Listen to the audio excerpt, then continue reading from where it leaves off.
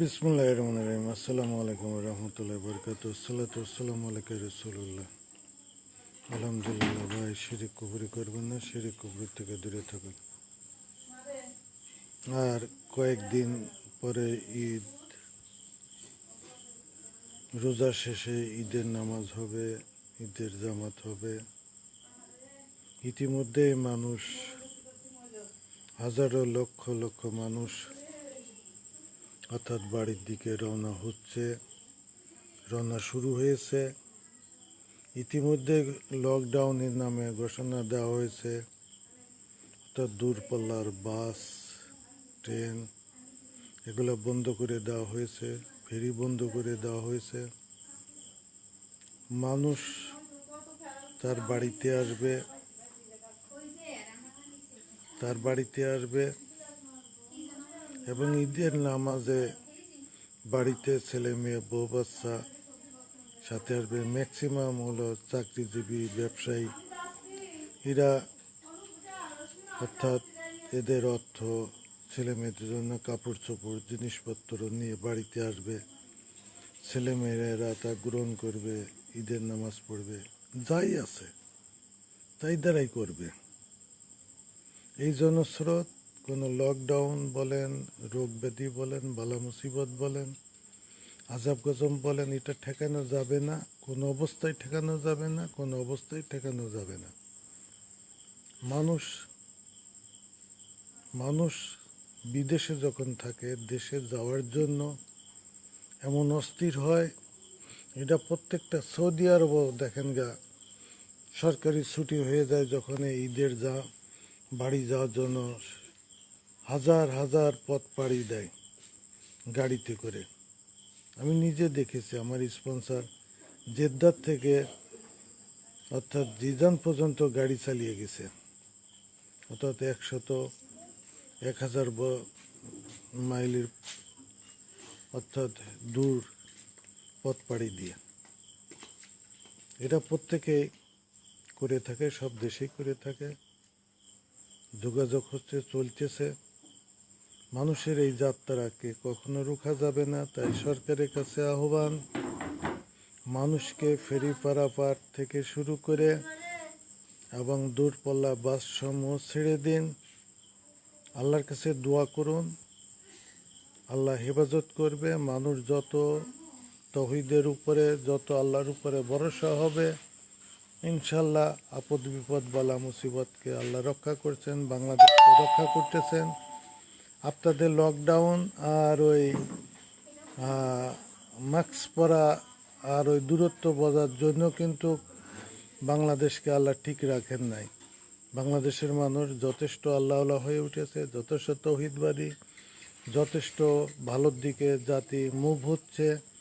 ভালো কাজের ভিতরে যথেষ্ট সৎ কাজে আদেশ, অসৎ কাজে মানা চলছে। জাতির ভিতরে একটা মহাবিপ্লব ঘটে চলেছে জাতির মাঝে। বিশেষভাবে সৎ কাজে আদেশ, অসৎ কাজে মানা এটা অব্যাহত রয়েছে সমাজের ভিতরে, দেশের ভিতরে।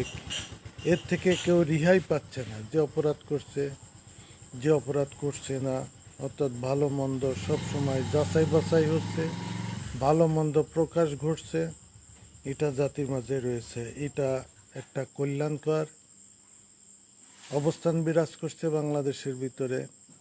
তাই এই যে হাজারো লক্ষ লক্ষ মানুষের বাড়ি ফেরা যে যাত্রা, এই যাত্রাকে বন্ধ করেন না আল্লাহর রাস্তে।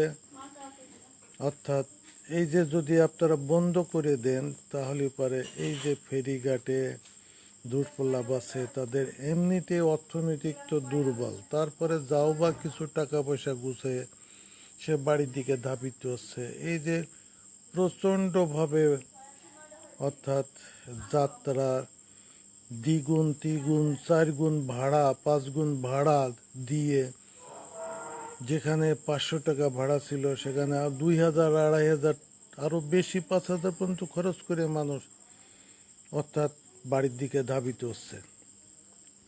এবং ফেরি পারাপারে, নৌকা পারাপারে, লঞ্চ পারাপারে এটা ব্যাপকভাবে বন্ধ করাতে নৌকা বা স্পিড বোট বা অন্যান্য যানে তারা পার হচ্ছে, রিক্সা ভ্যান, এগুলা আরও রিক্স, করোনার চেয়েও আরও ভয়াবহ রিক্স, ভয়াবহ পরিস্থিতি এই কয়েকদিন ঘটতে পারে। তাই আগের থেকে সকল মন্ত্রণালয়, সকল দায়িত্বশীল ব্যক্তিদের কাছে আহ্বান, আপনারা এই পরিস্থিতিকে মানুষকে অর্থাৎ বিপদের মুখে ঠেলে দিবেন না। একদিকে যেরকম করোনার বিপদ, আবার অর্থনীতি, মানুষের যে বাড়ি যাত্রাটা, এটা আপনারা গুলি করেও ঠেকাইতে পারবেন না। সেরকম এই যে মানুষের ঢাকা শহরের লকডাউনের ভিতরে গরমের যে অস্থিরতা, এটা মানুষকে বিবেক বুদ্ধিকে ক্ষতবিক্ষত করে ফেলে। ঘরের ভিতরে বন্দি অবস্থায় গরমের ভিতরে কত সময় থাকা যায়, কত সময় আপনি চলতে পারবেন।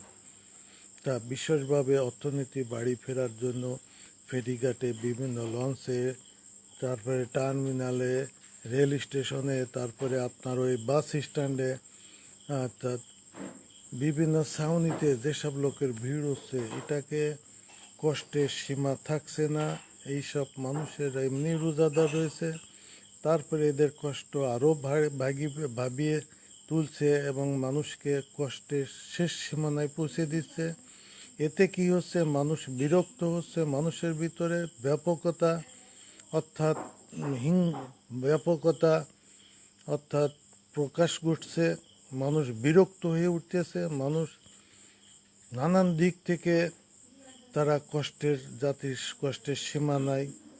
এখন যেটা ভালো হয় সেটা দ্রুততার সাথে এইসব মানুষকে ফেরি পার করে দেন, লঞ্চ দ্বারা পার করে দেন, এবং তাদেরকে অর্থাৎ বাস সার্ভিস চালু করে দেন। বাসের কন্ট্রাক্টররা, মালিকরা, তাদেরও তো পয়সার দরকার আছে, তারা কোথায় যাবে? তাদেরই তো খাবার দরকার আছে, তারা কোথায় যাবে? হাজার হাজার বাস শ্রমিকরা রয়েছে, মালিকরা রয়েছে। বাস হলে কি মালিকরা সুখে থাকে নাকি? তাও থাকে না। অর্থাৎ এই যে একটা বছরে বেশি ধরে সামাজিক যে বিশৃঙ্খলা, সমাজের অর্থনীতির যে একটা প্রভাব পড়ে আসছে, এটা মারাত্মক বিরূপ প্রতিক্রিয়া কিন্তু গড়ে উঠতেছে। আপনারা কিন্তু ঠিকও পাচ্ছেন না, এই জন্য সতর্ক করা আছে, আপনারা কিন্তু ঠিকও পাচ্ছেন না। মানুষের মাঝে একটা বিরূপ প্রতিক্রিয়া এমনভাবে দানা বাঁধছে, এমনভাবে মানুষকে হিংস্রতার পথ নিয়ে যাচ্ছে, এবং মানুষ এখনো বললে পারে কি বলবো আর কি, এতটুকু যদি বোঝার চেষ্টা না করেন, আপনারা লকডাউন দেখে ঠেকাইতে পারবেন নাকি? এই যে মানুষের জনস্রোত, এখানে তার বিশৃঙ্খলা তৈরি হবে এবং মানুষ হিংস্র পথ নিয়ে নেবে। মরে গেলে পরেও মানুষ মরে যাবে, কিন্তু সে বাড়িতে ফিরবে। তাই সব কিছু বিবেচনা করে লঞ্চ অতি দ্রুততার সাথে এই মুহূর্তে অর্থাৎ ঘোষণা দিয়ে দিন, এই মুহূর্তে ঘোষণা দিয়ে দিন যে ফেরি পারাপার চালু করে দেন, সমস্ত ফেরি অর্থাৎ চালু করে দেন, দ্রুততার সাথে মানুষকে পার করে দেন। বাসগুলা দিনরাত 24 ঘন্টা চালু করে দেন, এবং আরও যোগাযোগ যত ব্যবস্থা আছে এখানে, চাঁদাবাজি, অমক সন্ত্রাস, চোর ডাকাত, এই দিক থেকে বিভিন্নভাবে রাস্তাতে মানুষ যাতে নিরাপদে বাড়ি ফিরতে পারে তার জন্য, অর্থাৎ বিভিন্ন ফাঁড়ি, বিভিন্ন থানা, বিভিন্ন এলাকায় ব্যাপকভাবে যাতে রাস্তায় মানুষের নিরাপত্তা দিতে পারে, মানুষ যাতে বাড়িতে ফিরতে পারে, ব্যাপকভাবে এটা কর্মসূচি নেওয়া উচিত। কিন্তু কার কি বলবো ওবায়দুল সাহেব, আপনি সাথে বসে খালি পারে অর্থাৎ ডিগ্রি জারি করতেছেন, অর্থাৎ ডিগ্রি জারি করে যাচ্ছেন। এই ডিগ্রি জারি কোথায় নিয়ে যাচ্ছে দেশকে একটু খেয়াল করে দেখেছেন? কোথায় নিয়ে যাচ্ছেন? কোথায় যাচ্ছে মানুষ? একটু খেয়াল করুন, একটু চিন্তা করুন। সামাজিক যে একটা বিরূপ প্রতিক্রিয়া আসতেছে, বিরূপ সেন্টিমেন্ট গড়ে উঠতেছে, এটা কি আপনারা কি বোঝেন? খালি ডিগ্রি জারি করলেই কি কাজ হয়ে যাবে নাকি? হবে না। এই যে ফিলিস্তিনের দিকে দেখেন মারিয়ে চলে যাচ্ছে, ইসরায়েল মারিয়ে যাচ্ছে, কিন্তু ফিলিস্তিনের যে প্রতিবাদ, তা কি ইসরায়েলকে ঠেকাইতে হচ্ছে না। আস্তে আস্তে বিশ্ব এটা ক্ষিপ্ত হচ্ছে, আস্তে আস্তে মুসলমানরা আজকে ক্ষিপ্ত হচ্ছে। আস্তে আস্তে একটা বলয় গড়ে উঠতেছে। এই যে কখন বিস্ফোরণ ঘটবে আল্লাহ পাকি ভালো জানে। হয়তো বিস্ফোরণ ঘটার সময় এসে গেছে। আজকে কোথায় জাতিসংঘ, হ্যাঁ, ললিপপ চাষেন, আবার জাতিসংঘের চাঁদা দেয় মুসলমান দেশগুলা। চাঁদা বন্ধ করে দেন জাতিসংঘের চাঁদা। প্রত্যেকটা মুসলিম দেশ, ওআইসিভুক্ত যত দেশ আছে, প্রত্যেকটা মুসলিম দেশ জাতিসংঘের চাঁদা বন্ধ করে দেন। জাতিসংঘের চাঁদা বন্ধ করে দেন। জাতিসংঘের সদস্য পদ উইথড্র করুন। মুসলমানদের জাতিসংঘ গঠন করুন। মুসলমানরা আলাদা জাতিসংঘ গঠন করুন। বিভক্ত হয়ে যান ওদের থেকে বিভক্ত হয়ে যান। আলাদা জাতিসংঘ গঠন করুন। আরবরা কি ললিপপ চষেন নাকি? মিশর কি করছেন? ইরান কি বলতেছেন? খালি বড় বড় লম্বা বুলি মারেন, হ্যাঁ, জেনারেলে বড় বড় লম্বা বুলি মারেন। সব করে দিচ্ছে, 24 ঘন্টায় ইসরায়েলে সোজা করে দেওয়া যায়। আপনারা বড় বড় লম্বা বুলি করেন, আমেরিকাকে দেবেন। আরে আমেরিকা তো দূরপাল্লার দেশ, তাকে কি দেখবেন? অর্থাৎ আপনারা বড় বড় কথা বলেন, অর্থাৎ তুরস্ক বড় বড় কথা বলেন। আপনাদের এই সামরিক শক্তি কি করবেন? ধুয়ে দিয়ে পানি খাবেন সামরিক শক্তিগুলা। মিশর কি করে? বাটপাড়ের বাচ্চারা, ধান্দাবাজের দল, ক্রিমিনালের দল, মুসলিম উম্মাকে ধ্বংস করতেছে যেসব ক্রিমিনালরা, আরব শেখরা, ক্রিমিনালরা মুসলিম জাতিকে, মুসলিম বিশ্বকে ধ্বংস করছে। নয়তো ইসরায়েল এত বড় সাহস পায়? ইসরায়েল এত বড় সাহস পায় না। 24 ঘন্টার ভিতরে ইসরায়েলকে দেখে দেওয়া যায়। অর্থাৎ মুনাফিকরাই হচ্ছে ইসলামে বাধা দানকারী হচ্ছে। এইটাই ক্ষতি করতেছে মুসলিমদেরকে। অবশ্যই অচিরেই মুনাফিকদের ব্যারিকেড ভেঙে মুসলিম মুজাহিদিন ইসলাম, অর্থাৎ আল্লাহ রসুলের সত্যের তরবারি ধারণ করবে ইনশাল্লাহ। এক হাতে থাকবে কোরআন, এক হাতে থাকবে সুন্নাতে রসুল, সত্যের তরবারি ধারণ করবে। এসব ব্যারিকেড অচিরেই ভেঙে পড়বে ইনশাল্লাহ, বেশিরেই ভেঙে পড়বে। মুসলিম আর এখন কেউ দাবিয়ে রাখতে পারবে না, কেউ না। মারতে থাকো জাতিসংঘের বাচ্চারা, জাতিসংঘের ডাকাত খুনিরা। জাতিসংঘের একটা খুনি, জাতিসংঘের ডাকাত, খুনির বাচ্চা খুনিরা, জাতিসংঘের সদস্যরা সব খুনি, সব ইসলাম বিরোধী। বড় বড় কথা বলে। কোথায় আমেরিকা? কোথায় রাশিয়া পুতিন সাহেব? কোথায় আমেরিকা সাহেব? কোথায় চীন সাহেব? কোথায় লন্ডন, ফ্রান্স? কোথায় আপনাদের মানবতার বাচ্চারা মানবতা দেখাও। হ্যাঁ, মানবতার বাচ্চারা মানবতা দেখাও। মসজিদে নিরীহ মুসলমানরা নামাজ পড়ছে, তাদেরকে নির্বিচারে হত্যা করছো, আবার তোমরা মানবতা দেখাও। হ্যাঁ, মানবতা দেখাও। তোমরা জঙ্গিবাদ দেখাও, সন্ত্রাসবাদ দেখাও। তোমরা শয়তানির একটা সীমা আছে। কিন্তু বিশ্ব সমাজ ব্যবস্থা মানে শয়তানকেও হার মানিয়ে ফেলেছে। এদের শয়তানু অর্থাৎ হেসে ফেলছে। শয়তান বলছে আমি আর শয়তানি করব না। শয়তান এখন শয়তানি ছেড়ে দিয়ে এই বিশ্ব শয়তানদের কাছে হ্যান্ড ওভার করে দিছে শয়তান, ইবলিস। অর্থাৎ মুসলিম রাষ্ট্রগুলা, হ্যাঁ, লেবাননের হিজবুল্লাহ, আমরা ইসরায়েলকে দিয়ে নেব, লেবানন আমরা দিয়ে নেব। দেহার বাচ্চারা,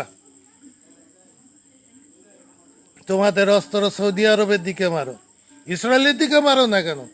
এই ইয়েমেনের বাচ্চারা, ইয়েমেনের সেনাবাহিনী, হ্যাঁ, সেনাবাহিনী সাজেছে।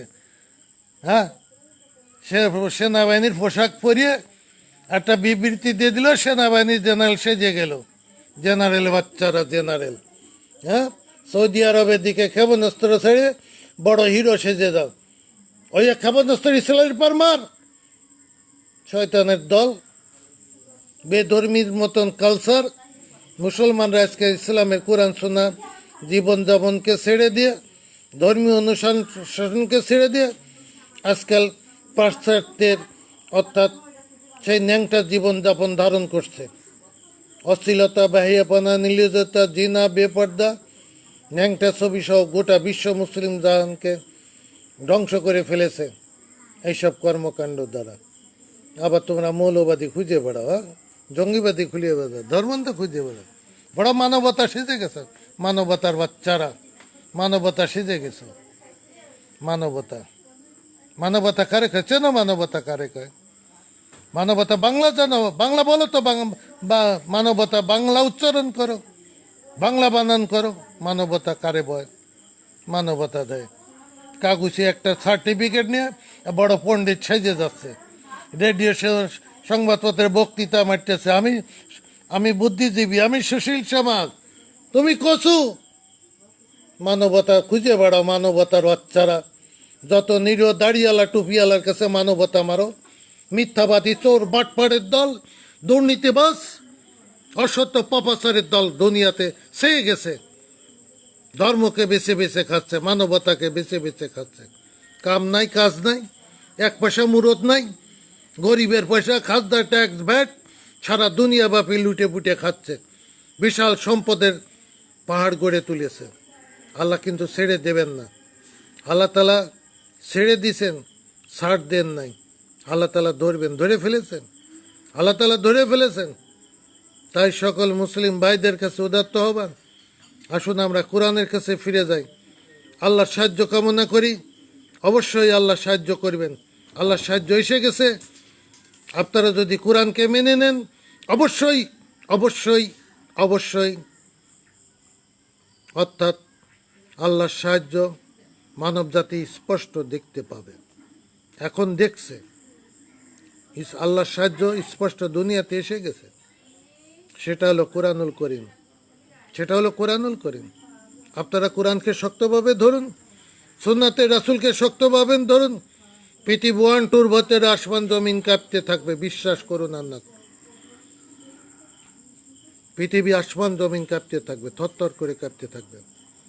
মুহাম্মাদের কমান্ড যখন পৃথিবীতে চালু হবে, আল্লাহর কমান্ড যখন, মুহাম্মদ এর কমান্ড যখন বাস্তবায়ন হবে, তখন পৃথিবী থরথর করে কাঁপতে থাকবে। ইহুদি খ্রিস্টানরা শুধু পালাইতে থাকবে, বেধর্মীরা শুধু পালাইতে থাকবে। সেই সময় ঘনিয়ে গেছে, সময় ঘনিয়ে গেছে। আপনারা কোরআন ধরে ফেলেন, কোরআন ধরুন, তারপরে দেখুন মুসলমানদের পাওয়ার। দেখুন মুসলমানদের পাওয়ার হলো কোরআনুল কারীম। সেই কোরআনকে বাদ দিয়ে অর্থাৎ বেধর্মীদের ন্যাংটাউলা জীবন যাপন করে, আল্লাহু আকবার স্লোগান করে, আল্লাহ ইলাহা ইল্লাল্লাহ বলে কোনো লাভ নাই। কোরআনকে ধরুন, মুসলমানদের পাওয়ারই হলো কোরআন। যখনই কোরআন ধরবেন তখনই আল্লাহর সাহায্য আসবে।